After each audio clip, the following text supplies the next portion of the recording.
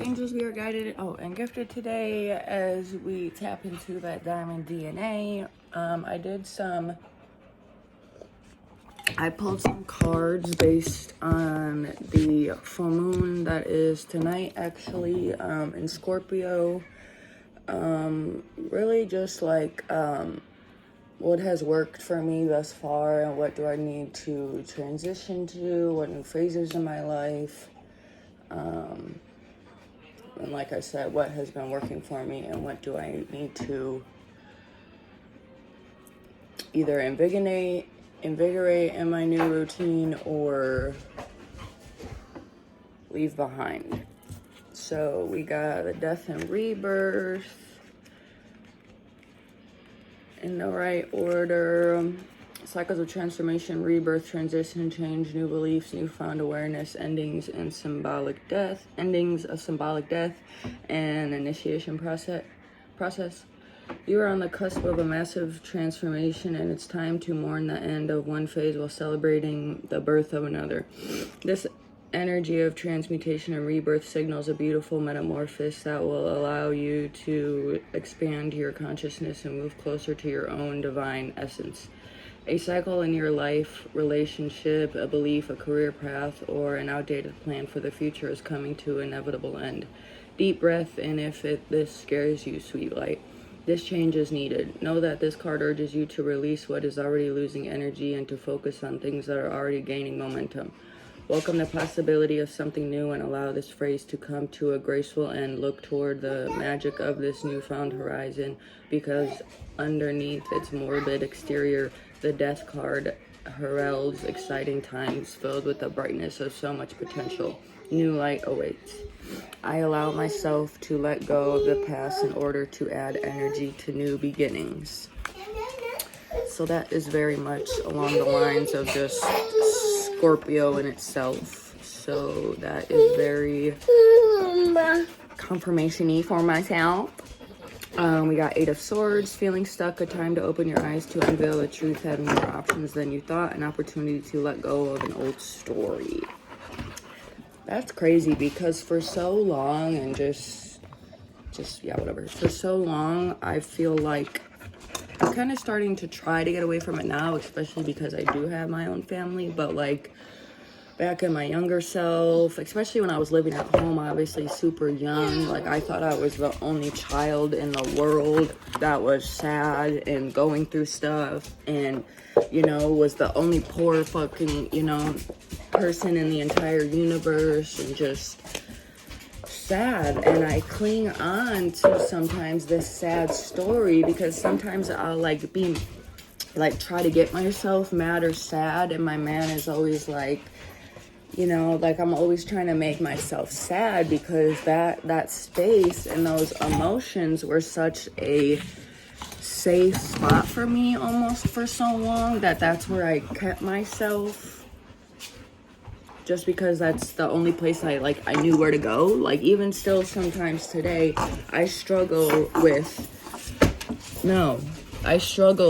just even allowing myself, to be happy and joyful and, on the extent of no outside reason other than just being able to be alive and move and breathe and talk and, just have no health issues or anything like that. Just me as a person, just to be happy. Can you do that, girl? Not sure. So we're working on it, everything's a work in progress. This gentle reminder that you create your reality. Look beyond the veil of illusion that your current limitations are projecting. If you are feeling trapped, go lay down! If you are feeling trapped with no path forward, remember that this too is a perspective that can be lifted.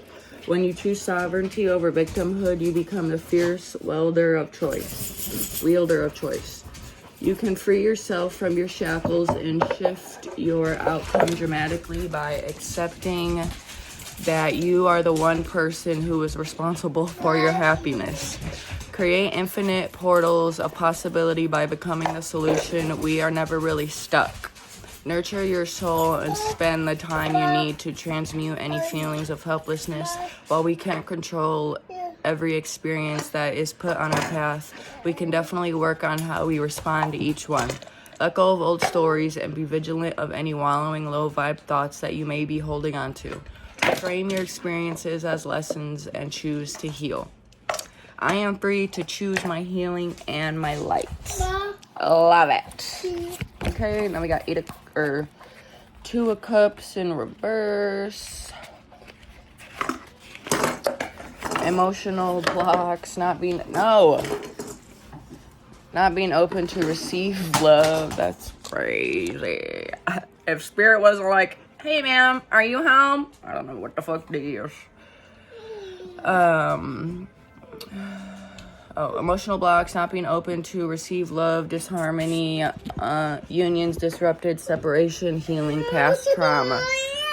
When you share your joy with those around you, you will attract deep and meaningful ties with others. This card whispers of romance and love, bliss and attraction, and the unity of the like-hearted.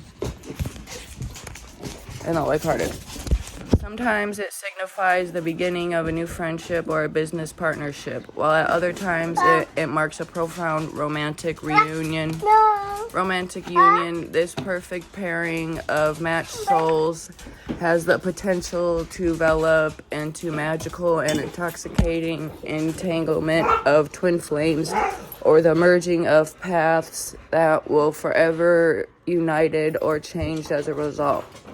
If you are single, looking for the arrival of a profoundly passionate and devoted lover, are you putting enough energy into your relationships? How can you see yourself as one half of a committed pair will deepen and shift as the evanescent magic of the 2 of Cups bubbles into your life? This sacred reflection will intermingle spirit, emotion, love, harmony, and balance.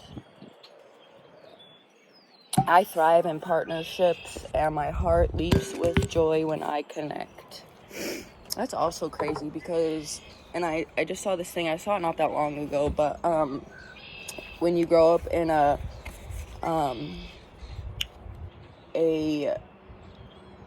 not unemotional,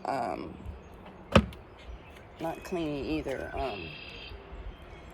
I can't think of it. Like, basically, like, showing feelings and stuff. Like, when you don't grow up in a house and that, and you have a kid that is so lovey-dovey, and you just allow yourself to obviously accept that, but to reciprocate it is so wholesome feeling. Like, wow, I miss that little bit of extra love throughout my days when I was a child, and that would have made all the difference. But spirit's onto something, baby. Like, that was, and also in my partnerships, like I said, like, accepting love and allowing myself to even be loved, even by my partner, is like, you're lying. You're lying. Like, you know, this is crazy. And then the last one is justice. There's a lot of justice going on in the world right now, a lot of unveilings and all that stuff, and I'm very much here for it.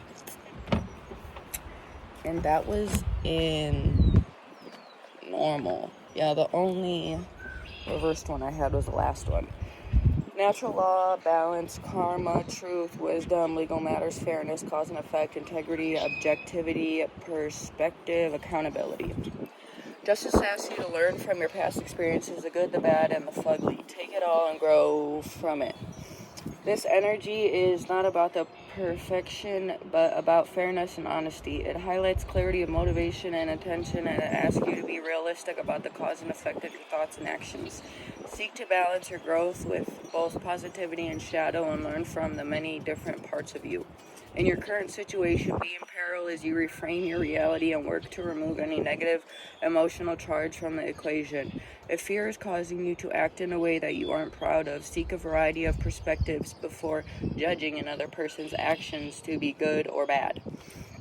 The only true path ahead of you is not one that is necessarily black or white, but is always one of love. My good karma is delightfully loving, and it can be the most motivating of teachers.